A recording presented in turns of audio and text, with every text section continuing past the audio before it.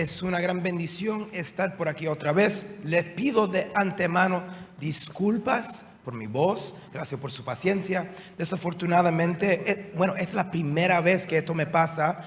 Yo me la paso hablando todo el tiempo porque soy profesor de Antiguo Testamento y es la primera vez que pierdo la voz así aquí. Si quieren subir el micrófono, excelente, pero de todos modos les pido disculpas. Estoy en Lima, yo creo que es mi sexta o séptima vez aquí en Lima. Ya perdí la cuenta, me encanta venir a Lima, pero ya he enseñado como 7 veces desde que llegué el jueves. Así que creo que por eso, y quizás un poquito por el clima por aquí o algo así, he perdido la voz. Pero está bien, de esta manera no se tiene que enfocar en mi voz, sino en la voz del Señor a través de su palabra. Amén.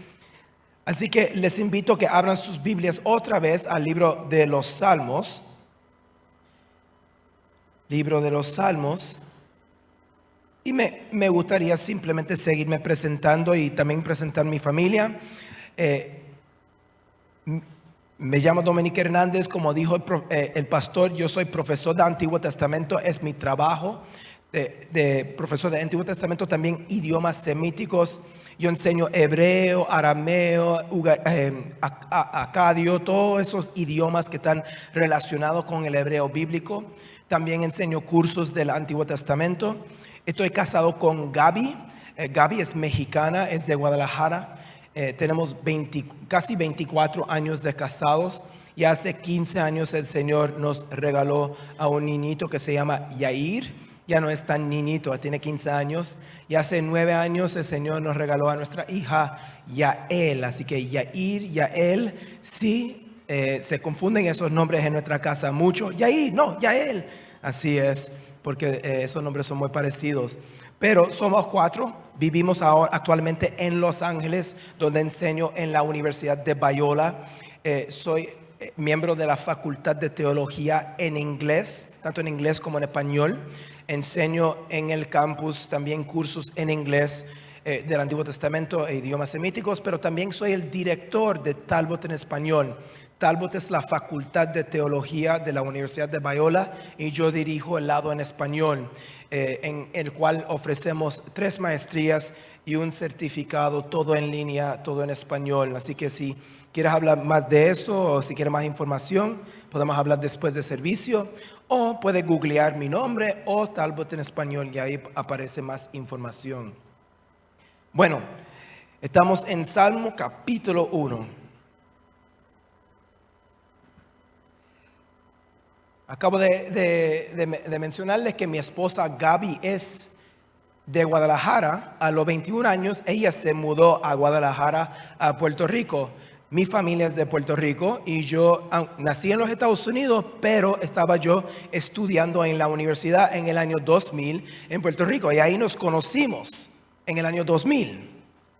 En ese mismo año también, en Puerto Rico, ella y yo y un grupo de nuestros amigos decidimos ir a la isla de Vieques. Ahora, para aquellos que nos siguen, Puerto Rico es una isla y como isla posee varias otras islas fuera de la costa de Puerto Rico que no son parte de la isla continental, si eso tiene sentido. Las 2 islas más famosas son Culebra, donde está la maravillosa Playa Flamenco, una playa mundialmente conocida, y otra isla que se llama Vieques, que tiene otra playa hermosa que se llama la Playa del Sol. Y yo estaba estudiando en la Universidad de Puerto Rico en el año 2000 y una vez Gaby, yo y un grupo de nuestros amigos fuimos a Vieques en búsqueda de la famosa bahía fosforescente. Ahora, una bahía fosforescente contiene unos microorganismos. Es agua que tiene microorganismos que se llaman dinoflagelados. Y estos dinoflagelados brillan por la noche cada vez que hay movimiento en el agua. Y es súper impresionante porque cada vez que se brillan se ve una cola iluminada tras cada movimiento en el agua. Ahora, estas bahías son privadas y tiene que ir con un guía. Pero como buenos estudiantes, con poco dinero, No queríamos pagarle a ningún guía turístico para llevarnos a esta bahía fosforescente. Entonces, como buenos estudiantes, fuimos por nuestra propia cuenta. Tomamos una lancha de la isla principal, Puerto Rico, al muelle de Vieques. Toma 1 hora y media o algo así. Y del muelle de Vieques cogimos un autobús a la Playa del Sol. Y de la Playa del Sol tuvimos que andar de pie a la bahía. En algún momento durante este viaje pedimos direcciones a un chamaquito por ahí, no lo conocíamos. Le pedimos direcciones y nos dijo, mira, tienen que coger ese camino, con permiso, tienen que coger ese camino que está por ahí en la playa, cojan ese camino y cada vez que encuentren una división en el camino, cojan hacia la izquierda. Ahora, pensándolo años después, eso no tiene sentido, porque si haces muchas izquierdas vas a hacer una vuelta, ¿verdad? Pero como estudiantes inocentes, seguimos las direcciones y empezamos a caminar, pero poco después empezó a oscurecerse y el camino era más largo que esperábamos y empezamos a sentir la realidad de estar en el bosque, en el Caribe, en una isla que no conocíamos tan bien, por la noche, sin celulares. Y sentíamos esa presión y ese peligro más y más con cada paso. Varias veces me acuerdo haber pensado que estábamos perdidos. No dudo que durante el camino había algunos amigos de nuestro grupo que posiblemente empezaron a sentir que era mejor regresar. Pero seguimos las direcciones que nos dieron. El camino era más largo que esperábamos. Pero cuando llegamos a esa bahía, todos estábamos súper felices. Estábamos súper felices que habíamos pasado por ese largo viaje de Puerto Rico a Vieques, del muelle a la Playa del Sol, de la Playa del Sol a la bahía fosforescente. Estábamos contentos que habíamos seguido las direcciones. ¿Por qué? Porque valió la pena. ¿Por qué? Porque la bahía era increíblemente impresionante. Es algo increíble. Fue cuando era mucho mejor que hubiéramos podido esperar. Fue cuando llegamos a nuestra última ubicación, la meta, que pudimos confirmar que el camino era correcto. Fue cuando llegamos a la meta que nos dimos cuenta, que todas las direcciones que nos habían dado eran correctas. Aunque el camino era largo y a veces difícil, llegó a ser mucho más que hubiéramos podido esperar. La palabra de Dios frecuentemente compara la vida humana con un camino. Gracias a Dios que su palabra nos da direcciones de cómo podemos andar en el camino correcto y en su dirección. Cuando seguimos este camino y no nos desviamos, llegamos a ser mucho más que hubiéramos podido esperar. El Señor obra en nosotros mucho más que podríamos esperar. Leemos de este camino en el Salmo capítulo 1, cuando dice, bienaventurado el varón que no anduvo en consejo de los malos. Este libro de los Salmos, este Salmo capítulo 1, arrancando hablando del libro de los Salmos. Este libro de los Salmos es un poco diferente que muchos de los otros libros que tenemos en nuestra Biblia, porque es una compilación de varios textos que muchos autores escribieron a través de los años de la historia del antiguo Israel. Este libro no tiene un hilo de una historia como por ejemplo Génesis o Éxodo o Crónicas, no es así.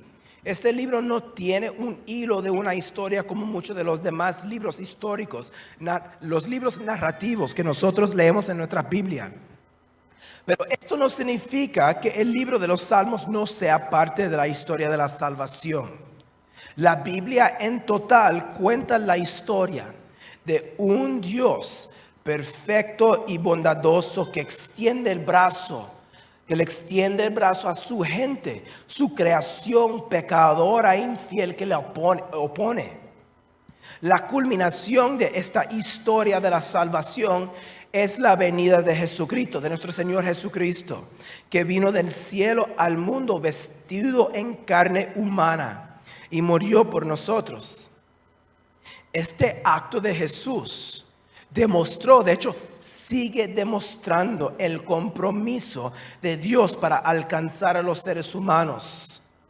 Pero en el medio de esta narrativa de la historia de la salvación de la humanidad, en el medio de eso tenemos este libro de los Salmos, de 150 salmos, 150 capítulos, donde podemos leer mayormente las oraciones y canciones de los israelitas, hermosamente tratando de alcanzar a su Dios.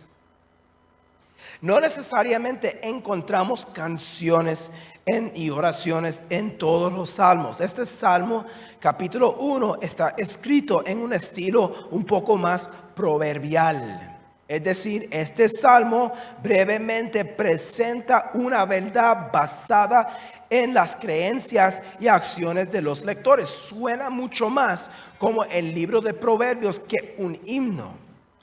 Y como este salmo está escrito en este estilo proverbial y no tiene ningunos indicadores de algún contexto social o histórico en particular, podemos aplicar los principios eternos directamente a nosotros y a nuestras situaciones modernas.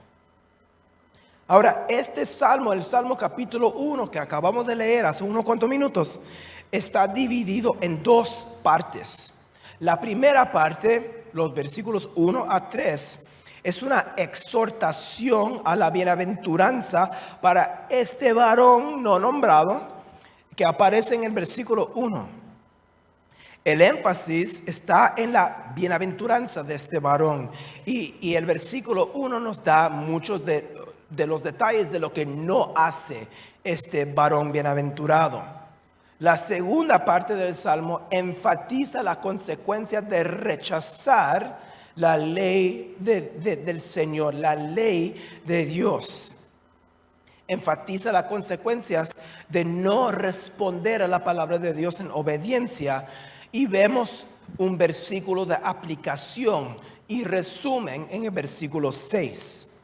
Ahora, vamos a volver para atrás para coger impulso un poquito. Y vamos a leer los versículos 1 a 3 de nuevo.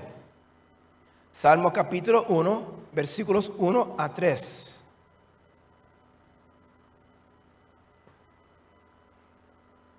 Bienaventurado el varón que no anduvo en consejo de malos, ni estuvo en camino de pecadores, ni en silla de escarnecedores asentado. Vamos a pausar ahí por un segundo. Parece que este salmo sirve como una introducción al libro. Y las primeras palabras exclaman, bienaventurado es este varón. Y preguntamos, ¿qué significa bienaventurado? ¿Y quién es este varón? El bienaventurado, seguro que algunos que están pensando, mira, bienaventurado significa que vamos a estar felices todo el tiempo. Porque con Dios en nuestras vidas, o en nuestra vida, en mi vida, estamos felices todo el tiempo, ¿verdad? O tenemos el derecho de estar felices todo el tiempo. Y la respuesta a esa pregunta es no. Dios no nos da el derecho de estar felices todo el tiempo. De hecho, vemos que el hombre o la persona bienaventurada tiene la bendición de saber que Dios dirige su camino. Y ahí en ese camino tenemos la vida abundante. Y de hecho, este mismo salmo indica que la bendición en el versículo 6, y vamos a llegar a ese versículo 6 pronto, pero dice que la bendición está en el hecho de que Dios conoce sus caminos. Es decir, los caminos de los bienaventurados. El simple reconocimiento del Señor es su bendición. ¿Qué implica lo siguiente? Es posible no estar cómodo y ser bienaventurado. Es posible pasar por disciplina de un Dios que te ama y ser bienaventurado. Es posible pasar por tragedias que no entendemos y todavía ser bienaventurado. Este salmo no es una promesa vacía, superficial o basada en la superficialidad que es vivir para estar feliz en este mundo. No, tenemos algo mucho mejor en este tipo de bienaventuranza. Dios dirige el camino de los bienaventurados y ahí está la vida abundante. Pero ¿quién es este varón o este hombre, como dicen algunas de sus traducciones? Y dado que el primer versículo empieza con bienaventurado el hombre, hay que preguntar si este salmo solamente aplica a un hombre o solamente se aplica a los hombres o se aplica a los hombres y también a las mujeres. Para contestar esa pregunta tenemos que recordar el estilo de literatura que estamos leyendo. Este salmo es un poema y en la poesía los autores hablan figurativamente. Este autor nos está dando una imagen de un hombre, de un varón que todos podemos aplicar en nuestras vidas. O sea, podemos aplicar los puntos principales de la imagen a nuestras vidas. Es decir, el autor no quiere decir que la bienaventuranza aplica solamente a este varón o a ese grupo de hombres, ¿verdad? Nos da la imagen de un hombre para que podamos aplicar los puntos principales de esta imagen a nuestras vidas. Y esto incluye al hombre y a la mujer, a los niños y a las niñas, a los adolescentes, a las personas de mediana edad, a los viejos y las viejas. No hay viejos aquí, pero si tuvieran viejos aquí, se aplicarían los puntos principales también a los viejos. Este pasaje nos enseña, esta imagen nos enseña puntos principales que podemos aplicar a través de presentarnos esta imagen figurada que se aplica a todos. Ahora, como leímos en este primer versículo, este pasaje utiliza 3 modificaciones de la imagen de este varón para enseñarnos, para representar a la persona bienaventurada. Dice que esta persona, este varón, no anda en consejo de malos. Ahora, dado que el verbo andar significa movimiento, significa mover de un lado para el otro, ¿verdad? O algo parecido. No es posible literalmente andar en consejos. Eso significa que estamos leyendo poesía. No es posible hacer eso literalmente. El autor del Salmo 1 nos está presentando la imagen de un camino a través de utilizar el verbo andar sin decir la palabra camino. Implícito en este texto es que es algo que está enseñado en diferentes partes de la Biblia. De hecho, en los otros versículos de este salmo. ¿Qué? Que hay un camino del bien y hay un camino del mal. Camino metafórico, no caminos literales. No hay un camino del mal aquí en Los Olivos. No hay una calle que se llama el camino del mal. Pero la Biblia nos presenta con esos 2 caminos en el libro de Proverbios, pero también aquí en el libro de los Salmos. El camino representa la vida de uno. Entonces el autor nos presenta al hombre bienaventurado que está viviendo una vida rechazando las opiniones que lo alejarían de Dios. No anda en el consejo, en las opiniones, en los comentarios de los que lo alejarían de Dios. La siguiente línea vemos otra imagen, el mismo varón, pero vemos otra imagen en la línea paralela. Y esta frase explícitamente menciona la metáfora del camino. Y dice que el varón bienaventurado no se queda en el camino de los pecadores. No está, o algunas traducciones dicen, no estuvo en esta línea. Ahora, esta palabra estuvo en el hebreo literalmente significa pararse. La idea es cesar todo tipo de movimiento, morar, quedarse ahí. El varón bienaventurado no para su movimiento en el camino de los pecadores, ahí se queda. Es posible que estés preguntando, ok, entonces ¿cómo se ve este camino de pecadores? Y es interesante que el autor de este salmo no indica exactamente cuál es el camino de los pecadores, no nos da más detalles de cómo se ve. Pero, dado que es el camino de los pecadores, es razonable sugerir que este camino de los pecadores es cualquier trayectoria que lleva al pecado. Cualquier trayectoria que nos aleja de Dios. La vida de un seguidor de Dios no puede ser una vida sedentaria. No puede haber inactividad en la vida de un creyente, porque esta inactividad espiritual nos deja ser influidos y llevados por otras ideologías activas que no son de Dios. O estamos caminando en el camino que nos acerca a Dios, o estamos viviendo una vida sedentaria que nos ubica en el camino de los pecadores. Si uno no está activamente caminando con el Señor, corre el riesgo de caer en la comodidad de estar en el camino equivocado. Y parece que eso es lo que nosotros vemos a través de la siguiente frase, que indica que el varón bienaventurado no se sienta en la silla de escarnecedores. Un escarnecedor no es una palabra que usamos todos los días. Entonces, ¿qué es un escarnecedor? Es una persona que se burla de otros. Es una persona arrogante, una persona incapaz de recibir reprensión o reprimenda.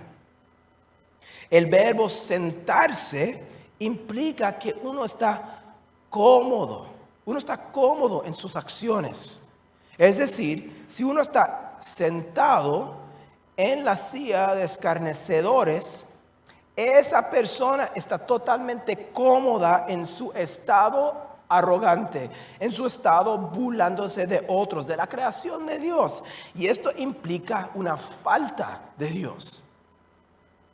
Ahora, hasta este momento en el Salmo hemos visto tres frases. Que indican lo que no hace el hombre bienaventurado. Entonces, o el varón bienaventurado como una imagen. La vida de un seguidor es una vida activa, ya hemos hablado de eso. Entonces hay que preguntar, ¿qué hace el seguidor que los separa de los malos? ¿Qué hace el seguidor de Dios que los separa de los pecadores? ¿Qué hace el seguidor de Dios que los separa de los escarnecedores? En lugar de lo que no hace, ¿qué es lo que hace?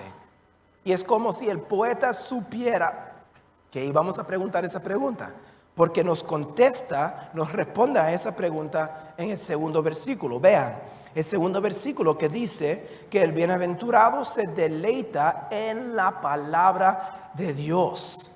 El segundo versículo dice, sino que en la ley de Jehová está su delicia, y en su ley medita de día y de noche. Ahora, es la tendencia de muchos cristianos modernos, es la tendencia a veces nuestra tendencia de alejarnos de frases, especialmente en el Antiguo Testamento, que mencionan la ley.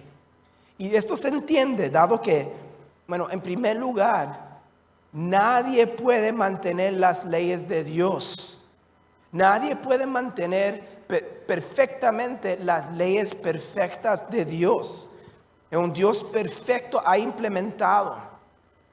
Y además, nosotros como cristianos sabemos que ese mismo Dios perfecto ha implementado un nuevo pacto a través de la sangre de Jesús. La sangre de Jesús que redime a todos que en Él creemos. O sea, nosotros a veces tenemos la tendencia de decir ley, no somos de la ley, somos de la gracia. Pero esta persona bienaventurada se deleita en la ley del Señor. La ley del Señor es su delicia. Medita en la ley del Señor día y noche, es decir, todo el tiempo. Meditar en la palabra del Señor es el contrario de andar en los consejos de los malos. Es el contrario de detenerse en el camino de los pecadores. Y es el contrario de sentarse en la silla de escarnecedores. Pero, ¿qué significa deleitarse y meditar en la ley del Señor? Especialmente bajo el nuevo pacto. Hoy en día fácilmente podríamos concluir que la ley del Señor de la cual estaba hablando el salmista es nuestra Biblia. Pero hay un problema con eso. Piensen en el problema. ¿Ya tuvieron suficiente tiempo? Gracias. Ok. Hay un problema con eso. Aquí tenemos 66 libros escritos, pero este libro de los Salmos están en medio de los 66 libros que hacen nuestra Biblia. O sea, no toda la Biblia existía cuando este Salmo fue escrito. Entonces el salmista en su contexto no pudo haber estado hablando de toda la Biblia, ¿verdad?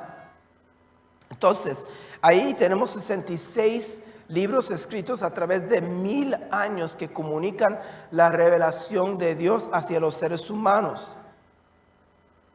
Pero es fácil notar por la ubicación del libro de los Salmos que la ley del Señor, como lo acabo de describir, no existía en ese tiempo. No es la Biblia como reconocemos la Biblia ahora o como lo que decimos que es la Biblia ahora.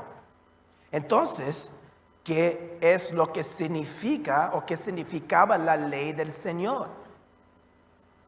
Y tenemos una indicación de lo que significa esta frase, la ley del Señor, a través de la palabra hebrea que se usa para describir lo que es la ley. ¿Están listos para aprender un poquito de hebreo? Excelente, porque le iba a enseñar de todos modos, ¿ok? La palabra para decir la ley en este contexto es la palabra Torah en hebreo. Ahora ya ustedes saben esa palabra Torah, ¿verdad?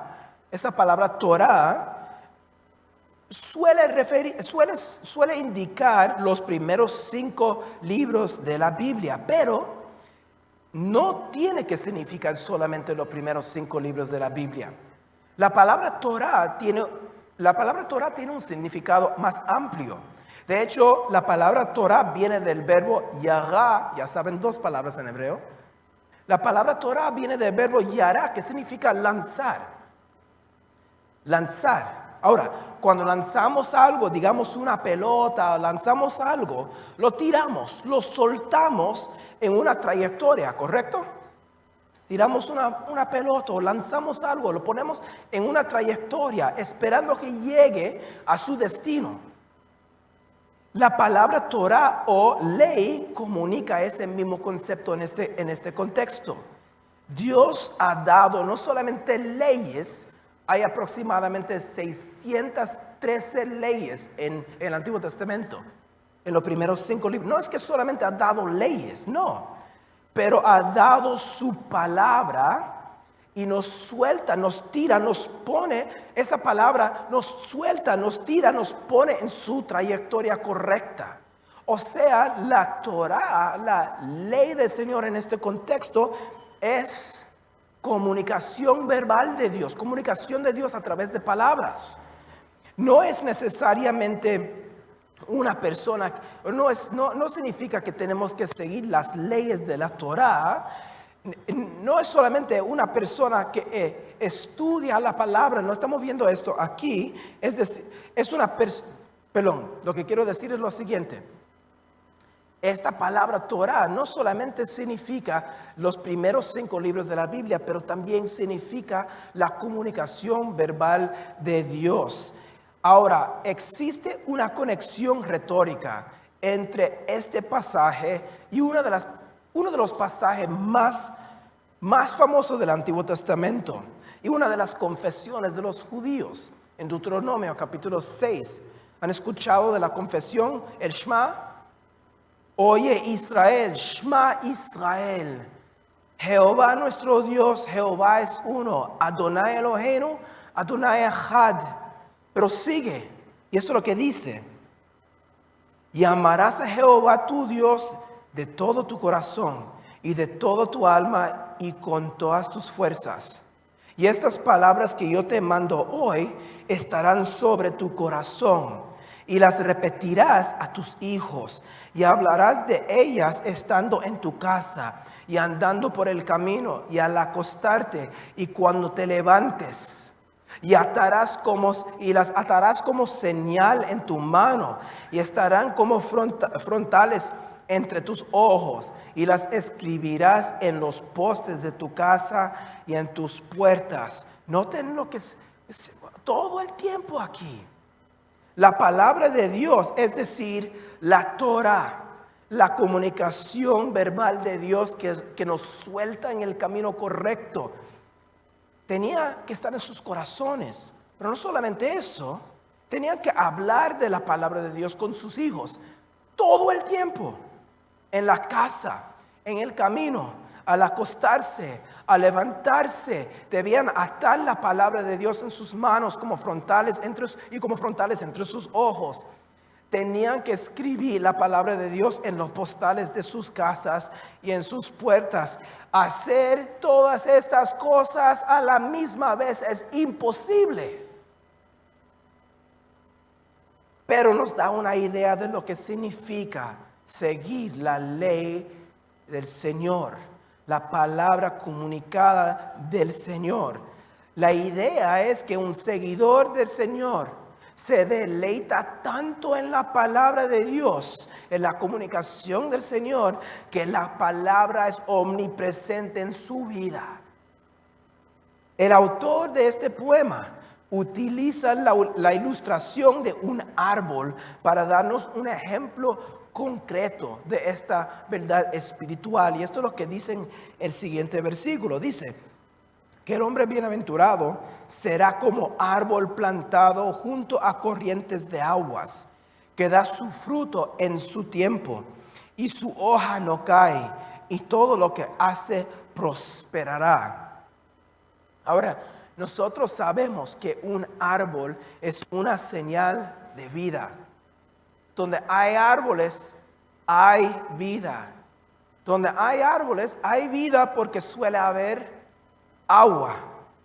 Pero la palabra aquí va más allá que decir que el árbol saludable se alimenta bien. Dice que prospera, reproduce fruto y jamás se marchita. Ahora, ¿cómo podemos juzgar una persona bienaventurada? Hay que contestar unas cuantas. ¿Cómo sabemos si nosotros? Pues sí, yo soy una persona bienaventurada. Hay que contestar unas cuantas preguntas prácticas. ¿Nos estamos alimentando bien espiritualmente? ¿O si nuestro espíritu siempre está fatigado? ¿Estamos creciendo en nuestra fe? Activamente creciendo en nuestra fe. ¿Estamos produciendo fruto? ¿O si nuestro crecimiento se ha quedado atrofiado como un árbol sin raíces, sin agua? Estas son preguntas, no para juzgar, son preguntas que tenemos que preguntarnos a nosotros para responsabilizarnos y continuar caminando en el camino del Señor, para seguir en su trayectoria, donde Él nos tira a través de su palabra. Ahora, si este salmo se terminara aquí después del versículo 3, estaríamos felices, porque el poema es mayormente positivo hasta este punto, ¿correcto? Pero solamente tendríamos la mitad de la imagen total que el poeta quisiera presentarnos. Hay consecuencias por no hacerle caso a la revelación de Dios. Y la segunda mitad, la segunda sección de este salmo describe estas consecuencias a prisa en los versículos 4 y 5. Vean los versículos 4 y 5. Dice el texto: no así los malos, que son como el tamo que arrebata el viento. Por tanto, no se levantarán los malos en el juicio, ni los pecadores en la congregación de los justos. Ahora, los malos, los impíos, no así, dice el texto. Punto y aparte, no así. Los malos, los impíos no se deleitan en la palabra del Señor. Y por lo tanto son como árboles, no son como los árboles frondosos que producen frutos de la primera mitad de este salmo, sino que son como el tamo. ¿Qué es tamo? Es como paja. La parte del trigo o de la cebada que se separa del grano y que no se usa. Es ligero, no vale nada, es inútil, es desechable y por lo tanto es arrebatado por el viento. Ahora, esta imagen es una poderosa imagen en contraste con el árbol. La imagen del árbol que acabamos de ver. El árbol plantado al lado de las aguas con raíces firmes y profundas, que recibe alimentación, ¿verdad?, del río de la palabra del Señor.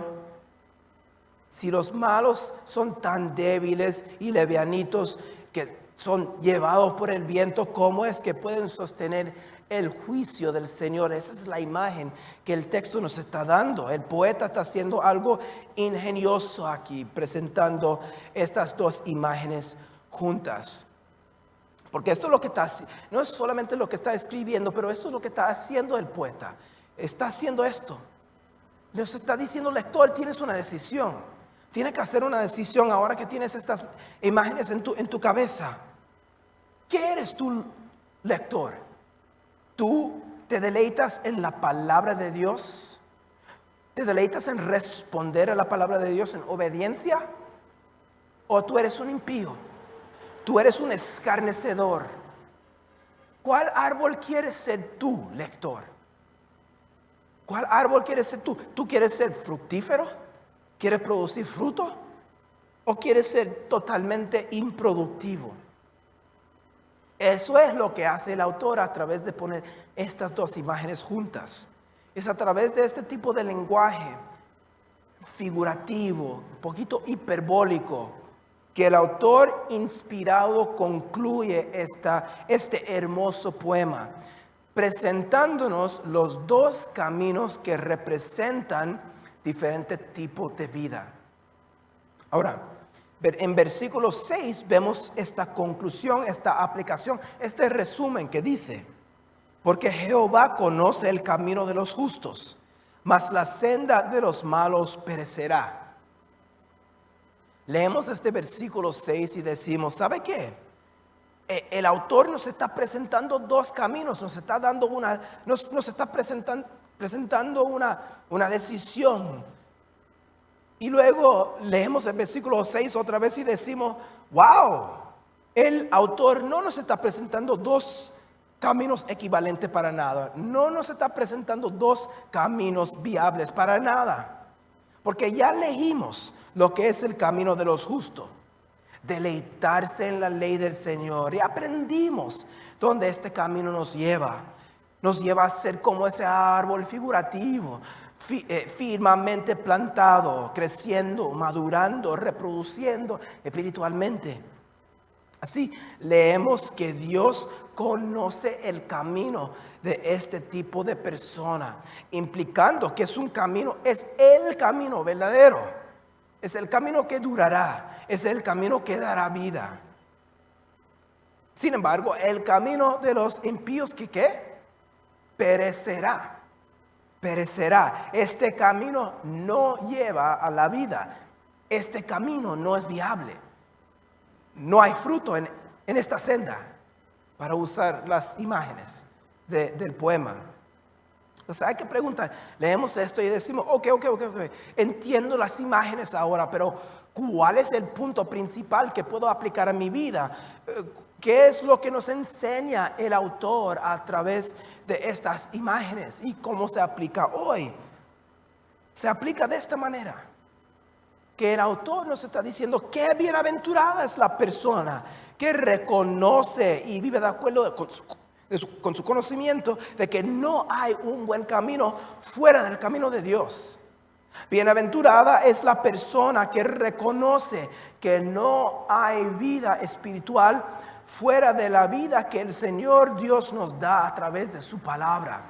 Bienaventurada es la persona que reconoce que tiene que ser activo. Que la persona activa en este camino es la persona que produce fruto. Bienaventurada es la persona que camina hacia la sabiduría que hay en el camino del Señor para vivir esta vida bien con Él.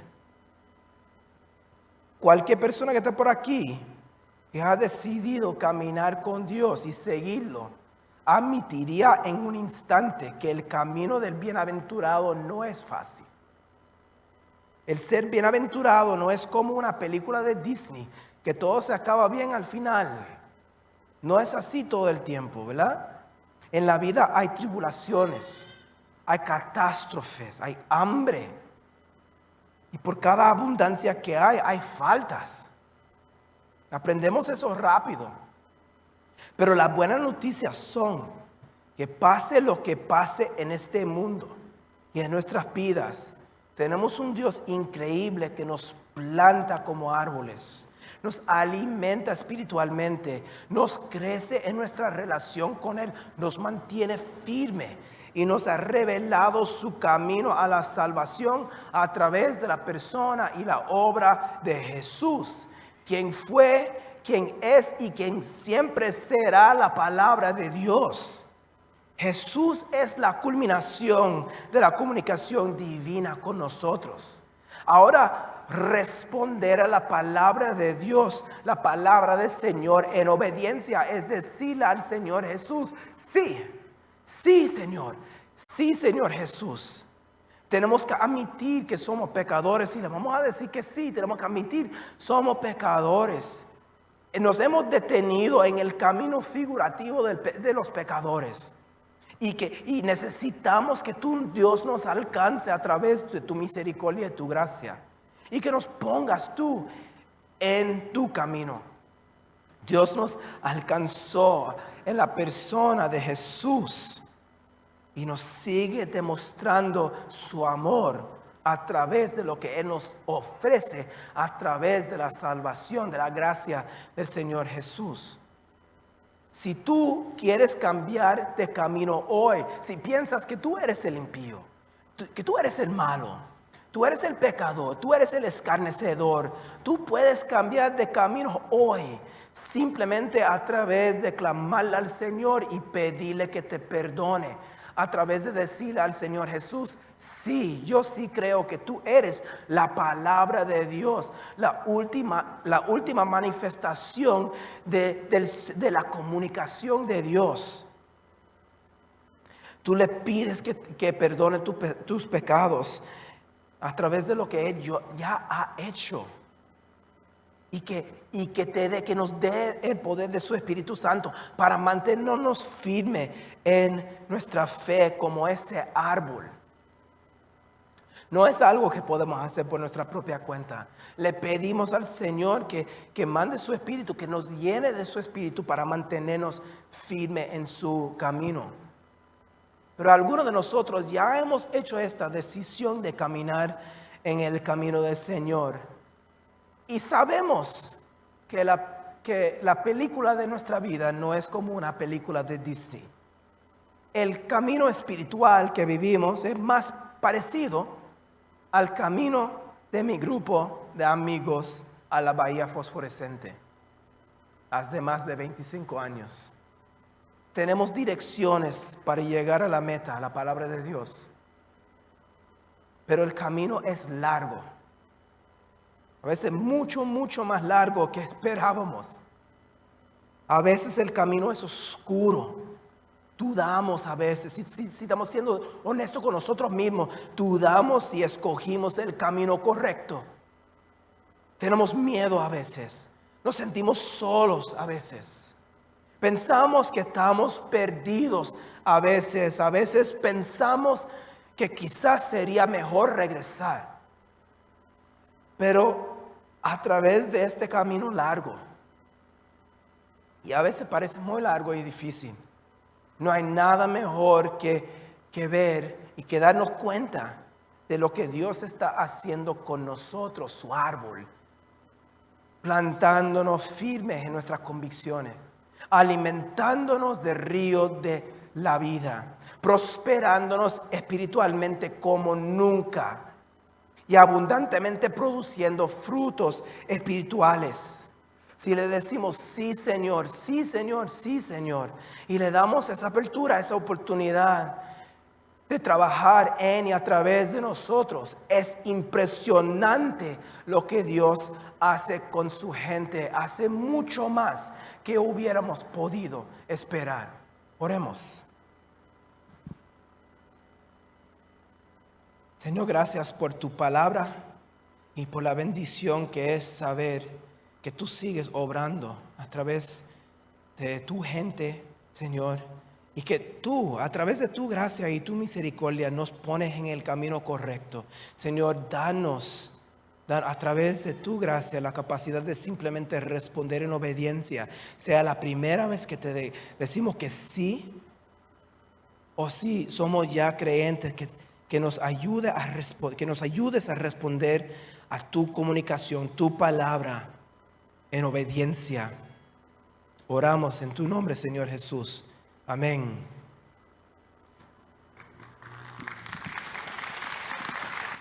Para participar y pertenecer a una de nuestras redes, inscríbete en los links que aparece en la descripción del video. Recuerda que también nos reunimos en nuestros grupos pequeños. Para mayor información, comunícate al WhatsApp que aparece en pantalla. Recuerda que puedes vernos a través de nuestras redes sociales. Que Dios te bendiga.